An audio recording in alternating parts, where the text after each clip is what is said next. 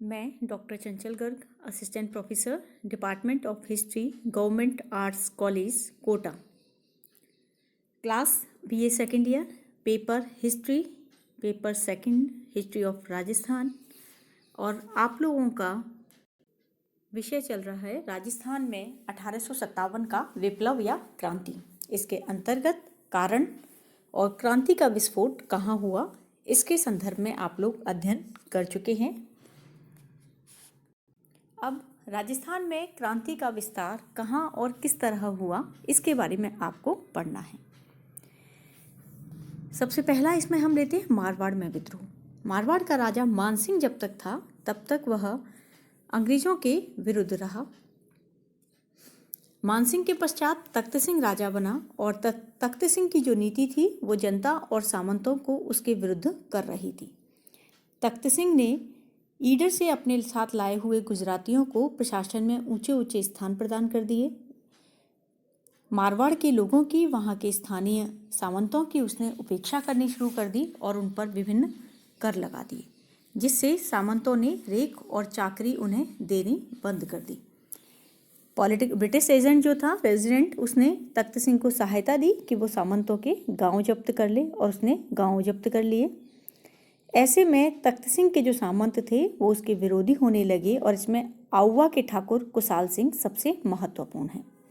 इससे पहले भी जब तख्त सिंह ने अपनी सेनाएं ब्रिटिश सरकार की सहायता के लिए 1857 के विद्रोह के दमन के लिए भेजी थी, तो उस समय विप्लवकारियों को उस सेना ने अप्रत्यक्ष रूप से सहायता पहुंचाई।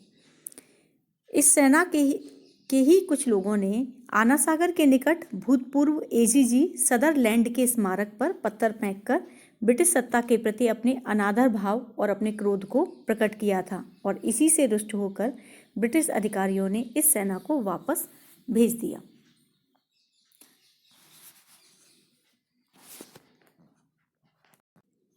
अगस्त 1857 को जब नसीराबाद के पुनः विद्रोह की सूचना जब इस सेना को प्राप्त हुई, तो इस सेना ने विद्रोह कर दिया, और इस सेना ने आबू में इस विद्रोह किया था और ब्रिटिश अधिकारियों पर आक्रमण कर दिया। एजीजी का पुत्र लॉरेंस जो था वो घायल हो गया, लेकिन यूरोपीय सैनिकों की सतर्कता के कारण इन सैनिकों को कोई विशेष सहायता नहीं मिली और इन क्रांतिकारियों को अनादरा की ओर खदेड़ दिया गया। भीलों को छोड़कर सभी सैनिक विप्लवकारियों से मिल गए और यह विप्लवकारी एरनपुरा की ओर चले गए। रास्ते में सिरोही के राजा शिव सिंह ने इनका रास्ता रोकने की कोशिश की, लेकिन किसी तरह बचते हुए यह 23 अगस्त को एरनपुरा पहुंच गए। एरनपुरा के सैनिकों को विद्रोह की सूचना प्राप्त हो चुकी थी। 22 अगस्त 1857 ईस्वी को एरनपुरा में विप्लव हो गया, और लेफ्टिनेंट कॉनोली ने इस विप्लव को नियंत्रित करने का प्रयास किया। हालांकि भील सैनिक ब्रिटिश सत्ता के प्रति वफादार बने रहे, लेकिन उन्होंने विद्रोहियों का सामना नहीं किया, और 23 अगस्त को आबू के विप्लवकारी भी उनसे आ मिले। इन्होंने एरनपुरा स्टेशन को लूटा और दिल्ली की ओर चल दिए। तख्त सिंह इन्हें रोकने के लिए भेजी, लेकिन तख्त सिंह की भेजी गई सेना जो थी वो इन्हें रोक नहीं पाई। आउवा के ठाकुर कुशाल सिंह, तख्त सिंह और उसकी सहयोगी ब्रिटिश सरकार के मध्य सामंतों के विशेषाधिकार और बिठोड़ा के उत्तराधिकार आदि प्रश्नों को लेकर झगड़ा चल रहा था। कुशाल सिंह ने शुरू में तो विप्लवकारियों और ब्रिटिश सरकार इन दोनों के मध्य समझौता कराने का प्रयत्न किया, लेकिन बाद में कुशाल सिंह ने विप्लवकारियों को समर्थन दिया और उन्हें वह आउवा ले आया। और इसी बीच आसोप, गूलर और आलड़ियावास के ठाकुर भी अपनी सेनाओं के साथ सहायता के लिए आउवा आ गए, और इस तरह से आउवा विप्लवकारियों का एक केंद्र बन गया। जब ये पता चला कि विप्लवकारी जो हैं वो आउवा एकत्रित होते जा रहे हैं, तो तख्त सिंह ने आउवा पर आक्रमण करने के आदेश दे दिए और एक सेना उसने बिठोड़ा भेज दी। इधर संयुक्त सेना के समक्ष विप्लवकारियों की सेना और तख्त सिंह की सेना के मध्य संघर्ष हुआ।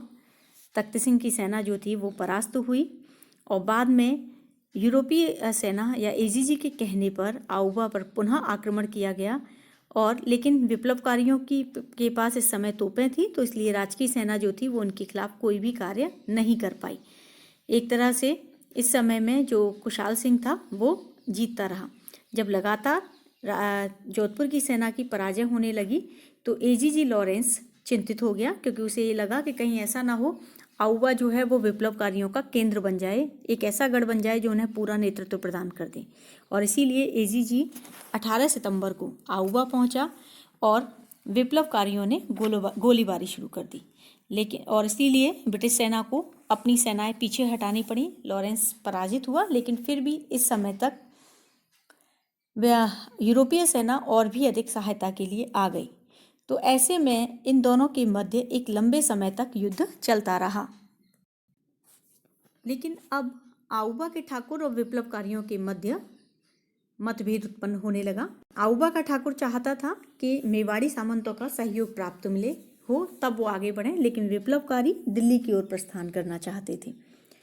तो ऐसे में दोनों ही अलग हो गए। विप्लवकारियों ने 9 अक्टूबर 1857 को पीपाड़, नारनौल आदि होते हुए दिल्ली की ओर प्रस्थान किया। इस समय इन विप्लवकारियों के साथ आसोप के ठाकुर शिवनाथ सिंह, गूलर के ठाकुर विशन सिंह और आलड़ियावास के ठाकुर अजीत सिंह नारनौल तक विप्लवकारियों के साथ थे। 16 नवंबर 1857 को अंग्रेजी सेना और विप्लवकारियों के मध्य नारनौल में युद्ध हुआ। विप्लवकारी पराजित हुए और अनेक भाग खड़े हुए। एक तरह से जोधपुर लीजियन का जो विप्लव था वो शांत हो गया। लेकिन अब अंग्रेज एजीजी लॉरेंस आउवा के ठाकुर के साथ अपना प्रतिशोध लेने के लिए तत्पर हो गया और उसने आउवा के विरुद्ध एक बड़ी सेना भेजी, जिन्होंने आउवा का घेरा डाल दिया। आउवा का ठाकुर कुशाल सिंह हालांकि उसकी रक्षा की तैयारी कर रहा था, लेकिन फिर भी वो चिंतित था। और इस तरह से 20 जनवरी 1858 को आउवा गांव की ओर से गोलीबारी शुरू हुई। 4 दिन तक दोनों पक्षों में गोलीबारी हुई, लेकिन ठाकुर कुशाल सिंह जानता था कि उसके साधन सीमित हैं और इसीलिए कुशाल सिंह आउवा के गढ़ से निकलकर मेवाड़ी सामंतों के यहाँ चला गया। बाद में कुशाल सिंह के छोटे भाई और लांबिया के ठाकुर पृथ्वी सिंह ने आउवा के किले की रक्षा करने की कोशिश की, लेकिन बाद में जब ब्रिटिश सेना जो थी वो लंबे समय तक इनसे मुकाबला करने के बाद भी नहीं जीत पाए, तो उन्होंने छल का सहारा लिया और अंग्रेजों ने आउवा के किलेदार को रिश्वत देकर अपनी ओर मिला लिया। किलेदार ने दरवाजे खोल दिए और इस तरह से किले पर ब्रिटिश सेना का अधिकार हो गया। लेकिन चूंकि पहले अंग्रेजों को पराजय का सामना करना पड़ा था और उन्हें छल से यहाँ पर अधिकार करना पड़ा, तो उन्होंने आउवा के जितने भी गांव, महल, परकोटे आदि सबको नष्ट कर दिया। एक तरह से मुस्लिम आक्रांताओं की तरह मंदिरों और मूर्तियों को खंडित कर दिया। आउवा की महाकाली की मूर्ति को अजमेर लाया गया, जो आज अजमेर संग्रहालय में है, और इस तरह से आउवा वासियों को अमानवीय यातनाएं दी गईं। आउवा के बाद उपद्रव हुआ हाड़ौती में। हाड़ौती में भी ब्रिटिश विरोधी भावनाएं जो थी वो उत्पन्न हो रही थी, और जब चर्बी वाले कारतूसों की बात वहाँ पर फैली तो वहाँ पर भी विद्रोह की ज्वाला उत्पन्न हो गई। कंपनी सरकार ने कोटा में भी कोटा रेजिडेंट नाम से एक सैनिक टुकड़ी का गठन किया था, और इसके खर्च के लिए कोटा के राजा को प्रतिवर्ष 2 लाख रुपए देने होते थे। हालांकि कोटा के राजा को ये लगता था कि वो पूरी तरह अंग्रेजों की अधिकार में है, अंग्रेजों के संरक्षण में है, लेकिन फिर भी कोटा में ब्रिटिश विरोधी भावनाएं प्रबल हो रही थी। कोटा के महाराव की सलाह के अनुसार मेजर बर्टन कुछ दिन नीमच में रुका, लेकिन बाद में वह अक्टूबर 1857 में अपने दोनों पुत्रों सहित कोटा आ गया। इधर सेना में विद्रोह उत्पन्न हो ही रहा था, तो इसी सबको होते हुए 15 अक्टूबर 1857 को कोटा रेजिडेंट के जो कुछ लोग थे उन्होंने विद्रोह कर दिया, और विद्रोह कर भीड़ ने रेजिडेंसी को घेर लिया। बर्टन की जो स्थिति थी वो संकटप्रद हो गई, लेकिन रेजिडेंसी के सुरक्षा प्रहरियों ने सुरक्षा के लिए कोई कार्य नहीं किया। विप्लवकारियों ने डॉक्टर सेल्डर और कोटा डिस्पेंसरी के डॉक्टर क्वांटम की हत्या कर दी। बर्टन और उसके पुत्रों ने विप्लवकारियों का मुकाबला किया, लेकिन क्रांतिकारियों ने बंगले में आग लगा दी और मेजर बर्टन और उसके पुत्रों की हत्या कर दी। बर्टन का सिर धड़ से अलग कर दिया गया और क्रांतिकारियों को इसके साथ ही कोटा के अधिकांश अधिकारियों और विभिन्न किलों के किलेदारों का समर्थन प्राप्त हो गया। उन्होंने राजकीय भंडारों, भवनों, दुकानों, शस्त्रागारों, सुरक्षा केंद्रों, कोषागारों पर अधिकार कर लिया। सेड़गढ़ के दुर्ग में तैनात महाराव की राजकीय सेना ने भी विद्रोह कर दिया। क्रांतिकारियों ने मेजर बर्टन का कटा हुआ जो सिर था वो पूरे शहर में घुमाया और महाराज के महल को घेर लिया। अब महाराज का जो अधिकार था वो केवल अपने महल तक ही सीमित हो गया, उन्हें उनके महल में बंदी बना दिया गया। इसीलिए महाराज ने एजीजी को पत्र लिखा और इस सारी घटनाओं की सूचना उसे दे दी और करौली के राजा से सहायता मांगी। लेकिन विप्लवकारियों का महाराव पर दबाव बहुत अधिक था। बाद में मतलब ये कहा जाता है करीब 6 माह तक कोटा पर विप्लवकारियों का अधिकार बना रहा। प्रशासन के सारे अधिकार लाला जयदयाल और मेहरबान खां के पास थे। बाद में अंग्रेजी सरकार ने, अंग्रेजी गवर्नर जनरल्स ने मुश्किल से कोटा की चारों ओर से घेराबंदी करके कोटा पर अधिकार किया। 30 मार्च 1858 ईस्वी को विप्लवकारियों को वहां से भागना पड़ा और इस तरह से कोटा पर जो था उन पर विप्लवकारियों का अधिकार हो गया। मेवाड़ में भी विद्रोह हुआ। मेवाड़ में की स्थिति जो थी वो इस समय में बहुत चिंतित थी। तो लॉरेंस यहाँ के ब्रिटिश अधिकारी ने अपने परिवार की सुरक्षा के लिए सहायता मांगी थी। यहाँ पर मेवाड़ की अधीनस्थ जागीर थी शाहपुरा। यहाँ पर ब्रिटिश विरोधी भावनाएं व्याप्त थीं और यहाँ का सामंत भी ब्रिटिश विरोधी था। जब नीमच के विद्रोही चित्तौड़, हमीरगढ़, बनेड़ा होते हुए शाहपुरा पहुंचे तो शाहपुरा के राजा ने 2 दिन तक अपने यहाँ रुकाया, उन्हें रसद आदि दी थी। जब कैप्टन शॉवर्स को इसकी सूचना प्राप्त हुई तो वो शाहपुरा पहुंचा। शाहपुरा के राजा ने, हालांकि ये कहा जाता है कि उस समय परंपरा थी कि उनका सम्मान करेंगे उनके, लेकिन शाहपुरा के राजा ने शॉवर्स के लिए अपने किले का दरवाज़ा भी नहीं खोला और इस तरह से शाहपुरा जो था वो भी विद्रोहियों में शामिल हो गया। शाहपुरा बाद में सलुम्बर के जो रावत थे वो भी विद्रोहियों में सम्मिलित हो गए और सलुम्बर जो था वो एक तरह से जो प्रमुख जितने भी नेता थे विद्रोहियों के उनका शरण स्थल बन गया। कुशाल सिंह ने भी यहाँ पर शरण ली, इसके अलावा केसरी सिंह ने भी यहाँ पर शरण ली और इस तरह से बाद में सलुम्बर का जो रावत था उसने तांत्या टोपे को भी शरण दी।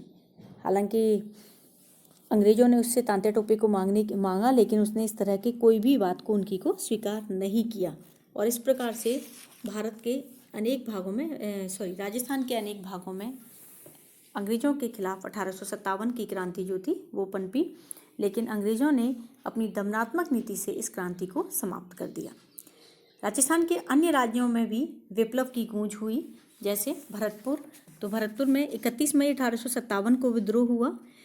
पॉलिटिकल एजेंट मॉरिसन जो था उसे ये सलाह दी गई कि वो भरतपुर छोड़कर चला जाए, कभी भी वहाँ आक्रमण हो सकता है, लेकिन मॉरिसन ने दमनात्मक नीति से धीरे धीरे विप्लवकारियों को समाप्त कर दिया। बाद में वह आगरा चला गया और जो विप्लवकारी थे वो भी दिल्ली और उधर की तरफ चले गए। अलवर में भी विद्रोह हुआ। 11 जुलाई 1857 को अलवर के गांव की गुर्जर जनता द्वारा ब्रिटिश विरोध भावना को अभिव्यक्ति दी गई। धौलपुर में भी विद्रोह हुआ और ये विद्रोह हुआ अक्टूबर 1857 को। ये सैनिक टुकड़ी जो थी वो बाद में विप्लवकारियों से मिल गई। जयपुर में भी विद्रोह हुआ, यानी कि राजस्थान के लगभग समस्त स्थानों पर अंग्रेजों के खिलाफ विद्रोह की ज्वाला उठ खड़ी हुई और अनेक स्थानों पर विद्रोह हुआ। अब है इस क्रांति का दमन अंत कैसे हुआ। 20 सितंबर 1857 को दिल्ली पर अंग्रेजों का अधिकार हो गया और विप्लव का दमन शुरू हुआ। धीरे धीरे जहाँ जहाँ विप्लवकारियों ने अधिकार किया था उन सब स्थानों को अंग्रेजों ने अपने अधिकार में ले लिया। दमनात्मक तरीके से इस क्रांति को अंग्रेजों ने दमन कर दिया और उसके पश्चात यह जो क्रांति थी ये राजस्थान में भी समाप्त हो गई। ये जो क्रांति थी, इस क्रांति के परिणाम क्या थे?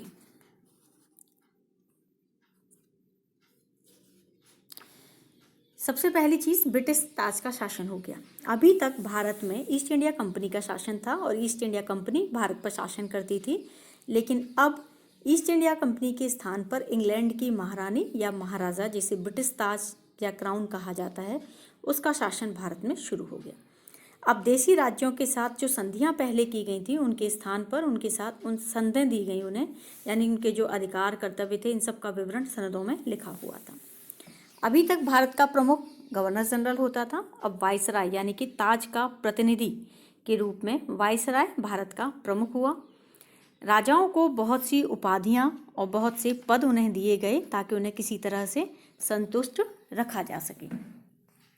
जैसे कि ब्रिटिश सरकार ने ये भी किया कि इनकी स्वामी भक्ति और निष्ठा में वृद्धि करने के लिए उसने ये कार्य करने शुरू किए जिससे कि इनमें पारस्परिक प्रतिद्वंदिता आ जाए। 1861 ईस्वी में स्टार ऑफ इंडिया ऑर्डर की स्थापना कर दी और पारस्परिक प्रतिद्वंदिता जो थी वो शुरू कर दी।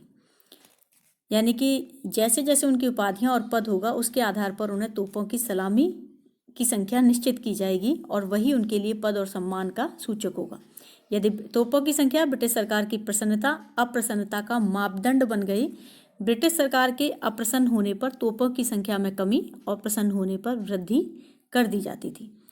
कालांतर में विभिन्न शासकों के महत्व के आधार पर उनके वायसराय के दरबार में बैठने के स्थान भी निर्धारित कर दिए गए। इससे क्या हुआ, आपसी प्रतिद्वंदिता जो थी वो प्रारंभ हो गई। ब्रिटिश सत्ता के प्रति निष्ठा जो थी वो भारतीय राजाओं में इसी वजह से बढ़ती चली गई क्योंकि उन्हें उपाधियां और जो पद थे वो उनकी निष्ठा के प्रति के परिणाम स्वरूप ही प्राप्त होते थे। शासकों के बाद राजस्थान में सामंत वर्ग सबसे शक्तिशाली और संपन्न वर्ग था। सैनिकों के साथ इसी वर्ग ने क्रांति में उनका समर्थन किया था, लेकिन अब अंग्रेजों ने सामंतों के महत्व और सम्मान को कम करने का प्रयत्न करना शुरू कर दिया। अंग्रेजों ने सामंतों द्वारा शासकों को दी जाने वाली सैनिक सहायता के बदले उन्हें नगद राशि देने को विवश किया। सामंतों के लिए इससे बड़े बड़े सैनिक दस्ते रखना कठिन हो गया और उन्हें अपने सैनिक दस्ते भंग करने पड़े। सुशासन के नाम पर अंग्रेजों ने जागीर क्षेत्र के प्रशासन में हस्तक्षेप कर अपने सामंतों के न्यायिक और राजस्व अधिकारों को कम कर दिया। नए नियमों के अनुसार न्यायालयों में साधारण जनता और सामंतों के मध्य कोई भेद नहीं रहा। पहले सामंत विभिन्न प्रकार के कर भी वसूलते थे, न्याय के अधिकार भी उन्हें प्राप्त थे। अब उनके ये सारे अधिकार अंग्रेजों ने छीन लिए। यातायात के साधनों में वृद्धि हुई क्योंकि अंग्रेजों को ये लगा कि 1857 की क्रांति के समय जो सबसे ज़्यादा समस्या आई वो एक स्थान से दूसरे स्थान पर सेनाएं भेजने में थी और शीघ्रता से पहुंचने में थी। तो अब उन्होंने यातायात के साधनों को बढ़ाने पर जोर दिया। अपनी विभिन्न सैनिक छावनियों को सड़क मार्ग से जोड़ने लगे। 1865 ईस्वी में जयपुर से अजमेर होते हुए डीसा तक और अजमेर से नसीराबाद होते हुए नीमच तक जाने वाली सड़कों का निर्माण प्रारंभ हुआ जो 1875 में पूरा हुआ।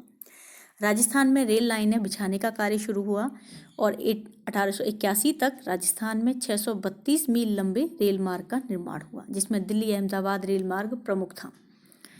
इस तरह से जब राजस्थान में यातायात मार्गों पर ध्यान दिया जाने लगा और इसका प्रभाव व्यापार पर भी पड़ा, उद्योगों पर भी पड़ा, स्थानीय उद्योग धंधे नष्ट हो गए और मार्केट में विदेशी सामान जो था वो शीघ्रता से पहुंचने लगा।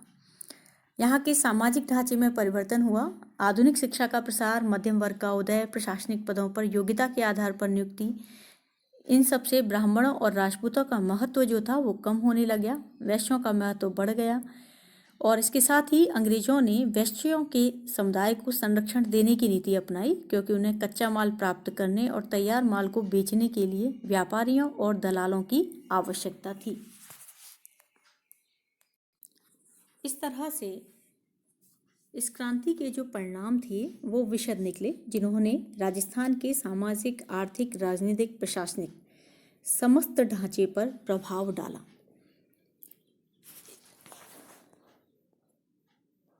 इस विप्लव का स्वरूप क्या था?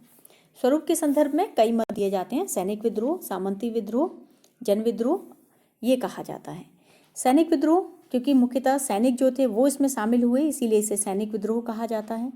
सामंती विद्रोह यदि हम कुशाल सिंह, शाहपुरा के राजा या फिर सलुम्बर के रावत को देखें तो हमें ये लगेगा कि कुछ सामंतों ने मिलकर विद्रोह किया था, जबकि ऐसा नहीं है। यह सामंती विद्रोह नहीं था, ना ही यह सैनिक विद्रोह था। सैनिकों ने शुरू जरूर किया लेकिन सैनिकों को जनता का पूर्ण समर्थन, सामंतों का पूर्ण समर्थन उन्हें प्राप्त हुआ। वस्तुतः यह जो विद्रोह था यह अंग्रेजी नीतियों के विरुद्ध विद्रोह था और ब्रिटिश विरोधी तत्व जो थे वो इसमें सम्मिलित थे। जिन स्थानों पर जनता ने विप्लव में प्रत्यक्ष रूप से भाग नहीं लिया वहां भी जनता का नैतिक समर्थन या अप्रत्यक्ष सहयोग जो था वो विप्लवकारियों के साथ था। यानी कि इसे हम जन विद्रोह कह सकते हैं कि जहां जहां ब्रिटिश विरोधी भावनाएं थी वहां वहां यह विद्रोह हुआ था। जनता ने अप्रत्यक्ष रूप से भी अंग्रेज़ों के खिलाफ इसमें भाग लिया। जैसे कई स्थानों पर जनता द्वारा कर्कश शब्दों में अंग्रेज़ों के साथ व्यवहार किया जाता था, या इस तरह की भावनाएं जो थी वो हमें उसमें दिखाई देती है, या विप्लवकारियों को सहायता उन्होंने दी। इस तरह से साधारण जनता की सक्रिय भागीदारी जो थी वो हमें इस विप्लव में दिखाई दी। इसीलिए इसे हम स्वतंत्रता संग्राम तो नहीं कह सकते, लेकिन ये कह सकते हैं कि राष्ट्रीयता के उदय के प्रारंभिक चरण की प्रथम अभिव्यक्ति यह विप्लव था। सबसे महत्वपूर्ण बात, इतना बड़ा विप्लव हुआ, राजस्थान और भारत के विभिन्न क्षेत्रों में हुआ, लेकिन फिर भी यह असफल हो गया। अंग्रेजों ने कुछ ही समय में इसे समाप्त कर दिया। इसका कारण क्या था? इसका कारण था, अनेक कारण थे कि रियासती राज्यों ने, शासकों ने असहयोग किया, विप्लवकारियों को एक उचित नेतृत्व प्राप्त नहीं हुआ, साधारण जनता ने सामान्य तरीके से इन्हें पूरी तरह सहयोग नहीं दिया। यदि सामान्य जनता पूरी तरह सहयोग देती तो ये सफल हो सकता था। विप्लवकारियों में कोई संगठन नहीं था। जहाँ जहाँ अंग्रेज विरोधी भावनाएं उत्पन्न हुई वहाँ वहाँ के लोगों ने विद्रोह कर दिया। इनका कोई निश्चित उद्देश्य नहीं था सिवाय इससे कि ब्रिटिश सरकार के विरोध के स्वरूप में इन्होंने इस विद्रोह को शुरू किया था। और ये जो विद्रोह था यह कुछ ही स्थानों पर शुरू हुआ, जिसकी वजह से अंग्रेजों को इतना मौका और इतना समय प्राप्त हो गया कि वो आसानी से विप्लवकारियों का दमन कर पाए। साथ ही विप्लवकारियों के पास जो साधन थे वो बहुत सीमित थे। जैसे आउवा के ठाकुर कुशाल सिंह एक लंबे समय तक अंग्रेजों के साथ नहीं लड़ सकते थे क्योंकि उनके पास सीमित साधन थे, और इसीलिए उन्हें सहायता के लिए मेवाड़ की ओर जाना पड़ा। और उसके बाद किलेदार ने धोखा कर दिया और आउवा पर आसानी से अंग्रेजों का अधिकार हो गया। लेकिन हम यह कह सकते हैं कि राजस्थान में भी 1857 की क्रांति का होना यह दर्शाता है कि वहाँ भी ब्रिटिश विरोधी भावनाएं उत्पन्न हो रही थी, और यह एक तरह से प्रथम चरण शुरू हुआ जब राजस्थान में फिर राजनीतिक जन जागरण हुआ और राजस्थान ने भी क्रांति के बिगुल को बजाया था। धन्यवाद।